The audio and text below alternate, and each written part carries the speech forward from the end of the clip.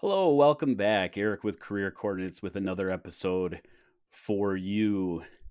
Today, we'll be talking about loyalty and how, while that's mostly a good thing, that it could be something that costs you some money professionally. So, let's go ahead and get into it.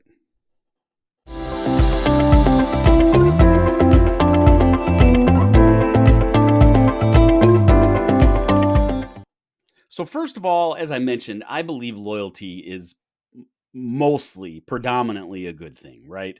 Being loyal to your employer, being loyal specifically to your supervisor or manager, as well as your spouse, friends, family, your community, etc. Those are very, very good things for society in its entirety. But what can happen is you can end up kind of blending into the scenery professionally, and it can end up costing you money. So let's talk about a little bit about how that can happen and educate you a little bit on some ways that maybe you can prevent this from happening to you. So, first of all, let's look at this situation. Let's imagine that you are an employee and you are new, brand spanking new, and you are on a team of about 10 people. And the other folks that are on this team have different ranges of experience. Some have been around for a couple of years, some are approaching retirement. And every year that goes by, you receive a performance evaluation. And in that performance evaluation, you might be getting a cost of living raise. Hopefully, you are. And you may even be getting the occasional merit adjustment for doing a great job. And say you're making an extra 2 or 3% every time that this happens, which is a nice increase. Right now, that wouldn't be keeping up with the cost of living or inflation. So maybe you're getting 4 or 5%, whatever the case may be. That it's not super important to the point of the story here.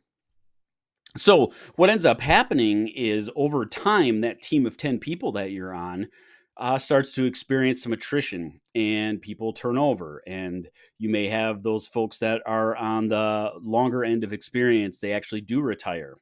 And you may have some other people that have decided to move on to a different company, or maybe they moved out of state or something. And what happens when people move on, retirement or whatever, the company or organization that you work for then has to go out and find new people to come in. And over the last decade or so, it has really been a job seekers market. And so, two different things occur that end up driving up the price for external hires. Number one, that competition is fierce. And so the company may have to expand their budget from what they were normally comfortable paying for a position just to end up hiring anybody to fill the seat.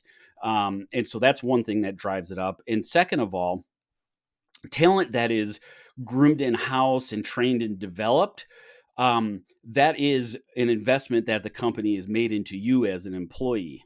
And a lot of times when you hire external talent, you're paying for knowledge and skills and experiences that somebody else has cultivated. And now that person comes with a higher price tag, a payroll price tag, because of the experience they're bringing into the organization that you would not get as an employer if you were to promote somebody from within. You would have to provide the training and development to that person to acquire those skills. So, those two things end up happening, and it ends up driving the price of those folks. So then what ends up occurring, year after year goes by, and let's say 8 or 10 years goes by, and now maybe 50% or 75% of that original team is now turned over. Maybe it's even a little bit more than that, depending on the industry, the type of work that you're doing. Maybe it's even more. And the person that's been there and loyal has gotten those cost of living increases along the way.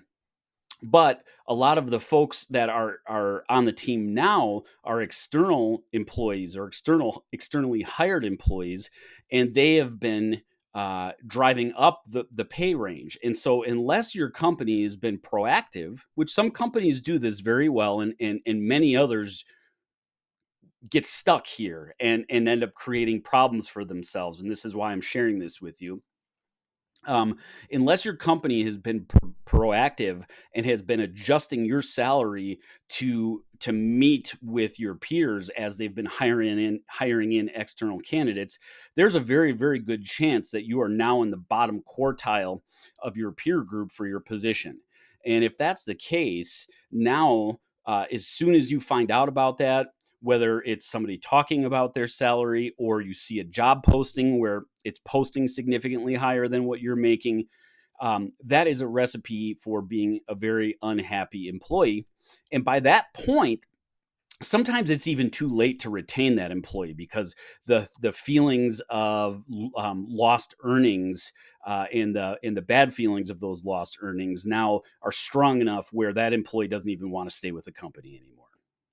So if you're a hiring manager or you're running a department or a business, this is definitely something that you would want to look out for and try to prevent this situation from occurring, and lift up those people, especially if there's somebody that you want to retain that's a high quality employee who's been working for you for a long time and been very loyal. Be lifting them up so that they're still in the range of that peer group, so that there isn't the feelings of losing thousands of dollars in lost wages over the years because that rate or that pay rate wasn't kept up with the external hires. So, a couple thoughts on how you can possibly prevent this from happening. So, number one would be, be aware of organizational churn where you're at. Uh, are you experiencing turnover when they're hiring people in?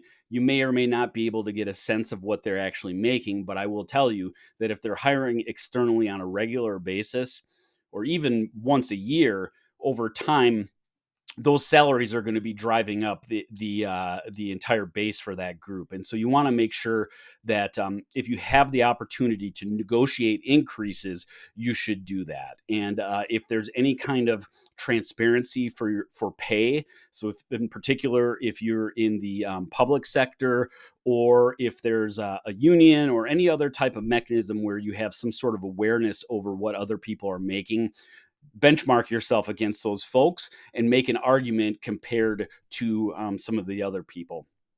In addition, I believe that transferring or promoting internally, and this really does depend on the organization you're in. If you're in a very big and diverse organization, you're going to be able to potentially find different departments or job promotions available.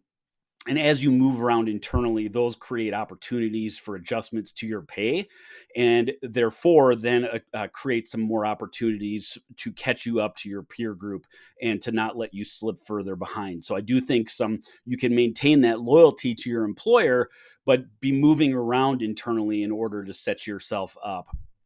In addition, the one other final thought that I would say would be to job shop a little bit and be aware of your company's policies. Some companies that I've worked for have offered job matching or salary matching if you bring in an offer from a competitor. Be aware of some of those promotions. There is a very good chance that if you have been loyal and you've been a great employee, that your employer would rather not lose you. And so it might be a hard conversation, might make you uncomfortable a little bit, but I definitely would encourage you to have those conversations, because before getting to the point where you're so upset that you just really have to leave, having that conversation may allow for some adjustments to be made before it gets to that point.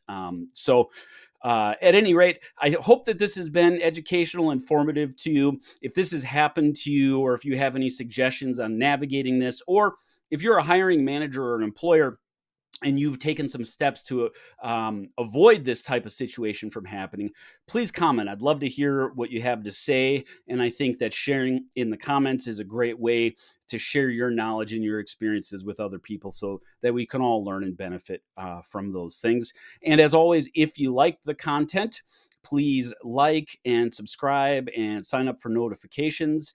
And as always, reach out if you have any suggestions for content to be developed, or if you'd like a free consultation to discuss how coaching may be beneficial for you. Thanks again for joining me. You have a great rest of your day.